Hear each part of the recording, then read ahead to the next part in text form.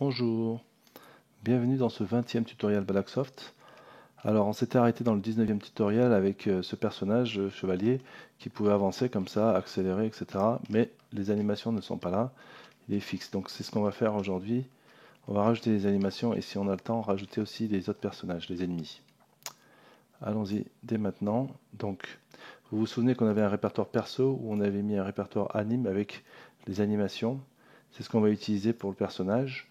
Donc si je reviens ici, on a dans notre paladin un animator qu'on avait créé qui est vide là pour l'instant. Donc ce qu'on va faire, c'est on va déplacer les animations à l'intérieur. Alors si vous voulez voir à quoi correspondent les animations, vous les avez ici, hein, vous voyez. Il suffit de faire un drag and drop du perso et là vous cliquez par exemple sur idle, play. Vous voyez ici c'est ce idle là. Si on a un idle 1 qui est un petit peu différent, vous voyez, il est un petit peu plus simple. Donc je vais prendre celui-ci.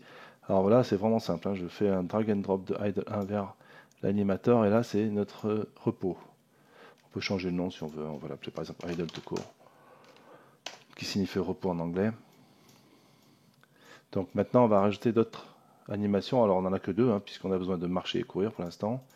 Donc run et walk étaient dans l'animation principale. Voilà, ici walk.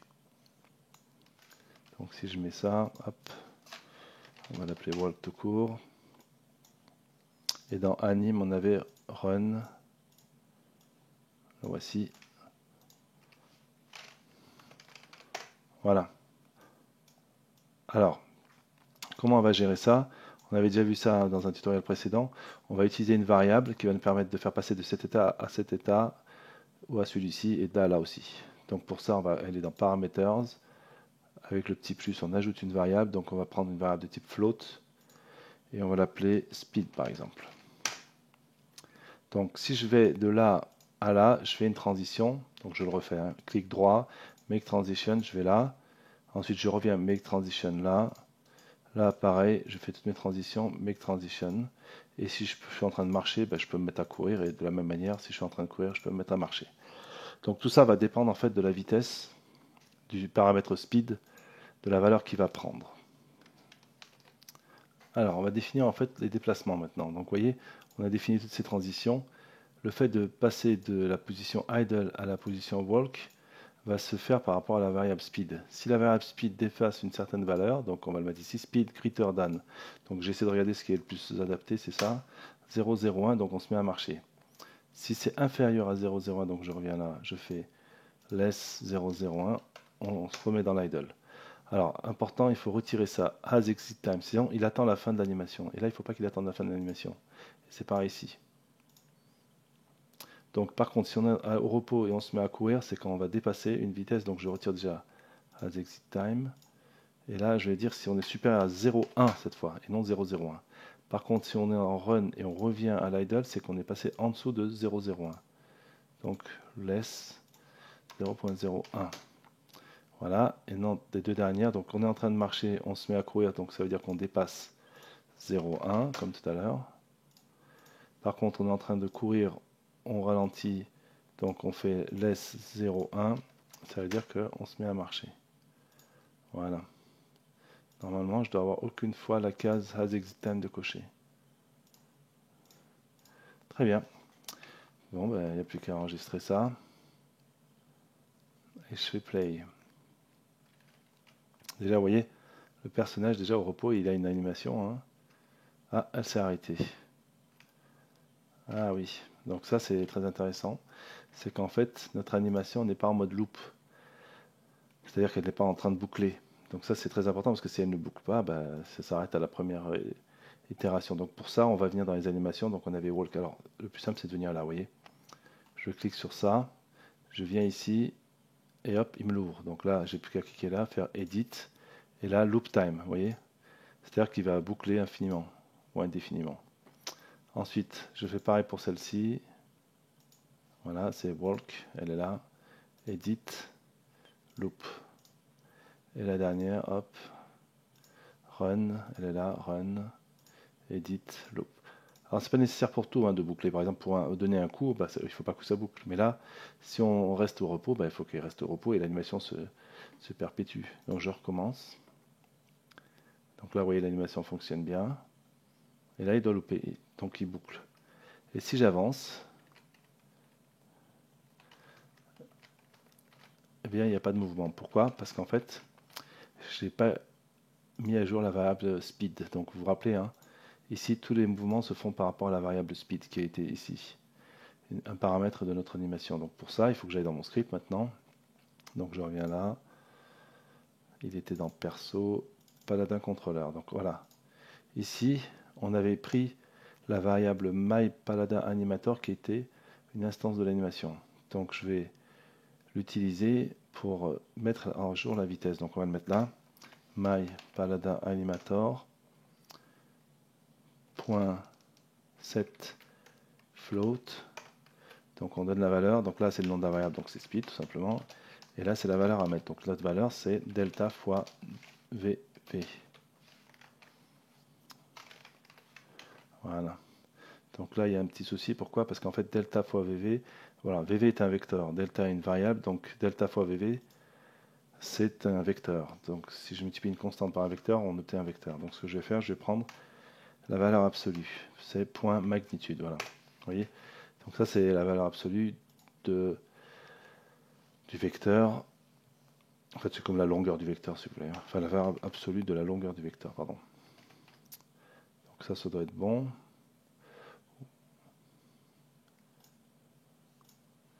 Maintenant j'ai plus qu'à faire play.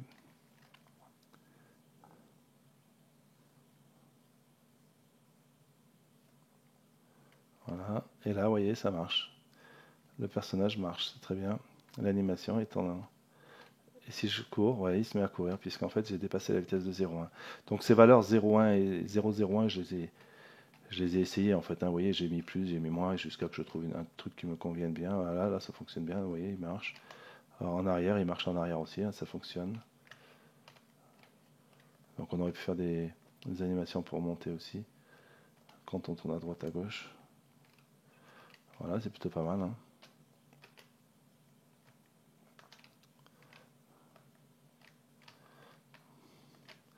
Ok, donc là ça fonctionne bien l'animation. Maintenant ce qu'on va faire, c'est qu'on va rajouter des animations pour donner des coups. Alors pour ça, on va en fait utiliser les touches, par exemple on va prendre A, E et R, c'est les touches qui sont les plus proches de QSD, pour donner un coup de pied, un coup d'épée et bloquer avec le bouclier. Donc pour ça je fais un if input.getKey entre parenthèses key code. Alors on va commencer par A. A, on va considérer que c'est la touche pour donner un coup avec l'épée, on va dire. Allez. Alors là, je vais le remplir dès maintenant parce que je sais ce que je vais faire.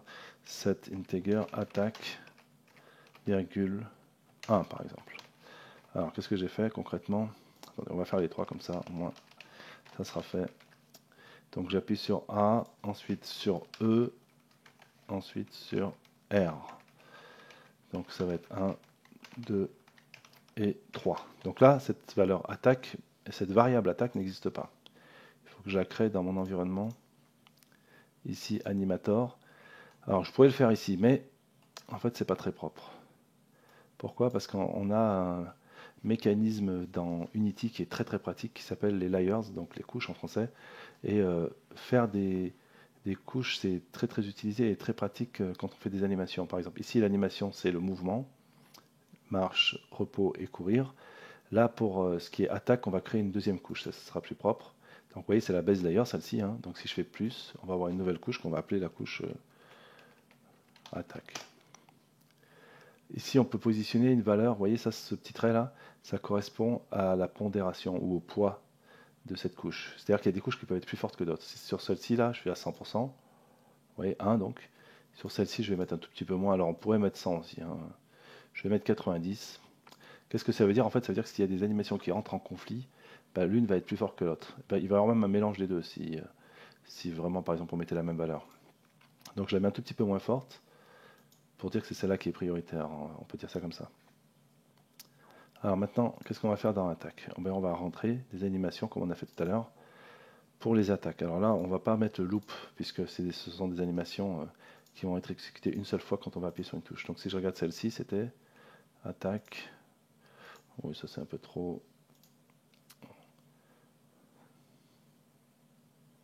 déjà, on va commencer par mettre un idle.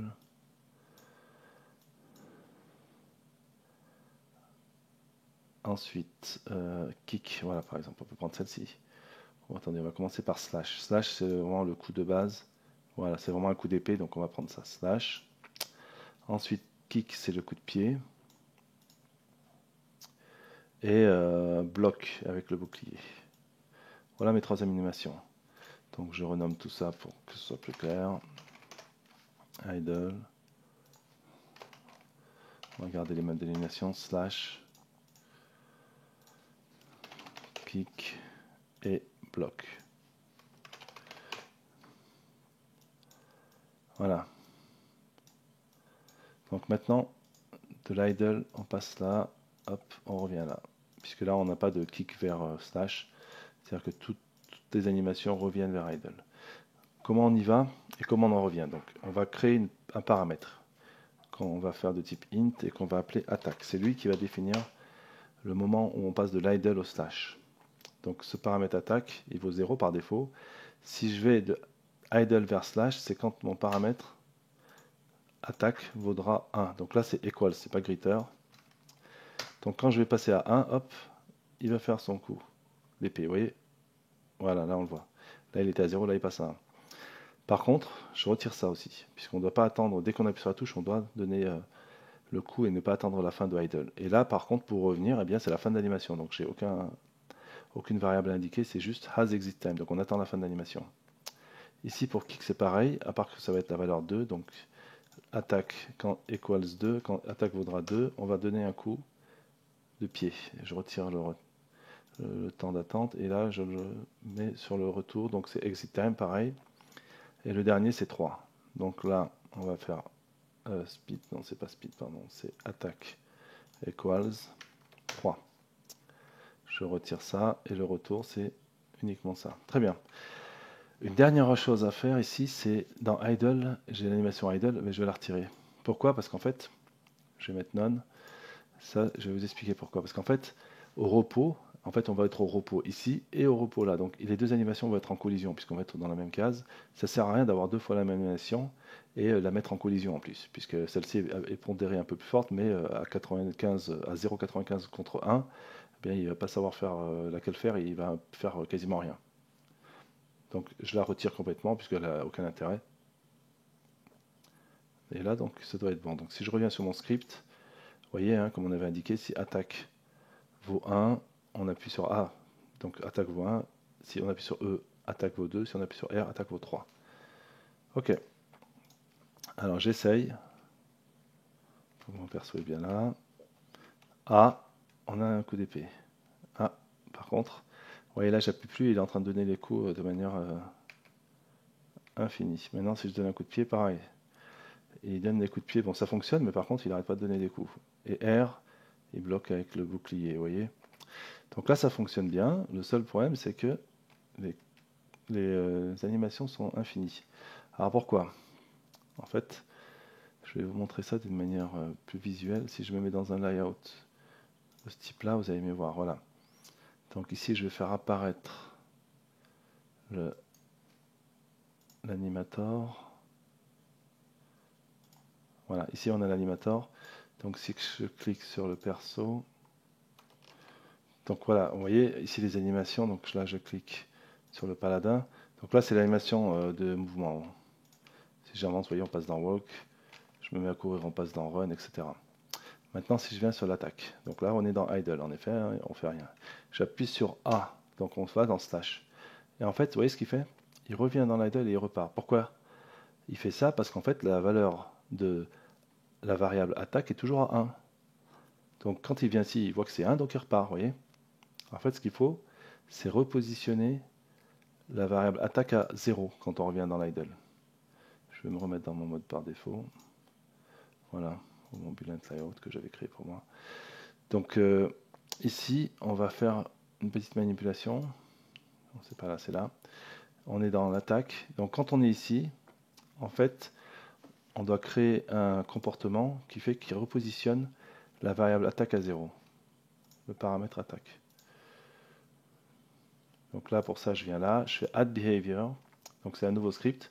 Par défaut, on l'appelle Paladin Behavior. Très bien. Je fais Create. Il me l'a rajouté. Alors par contre, il a dû le créer à la racine à tous les coups.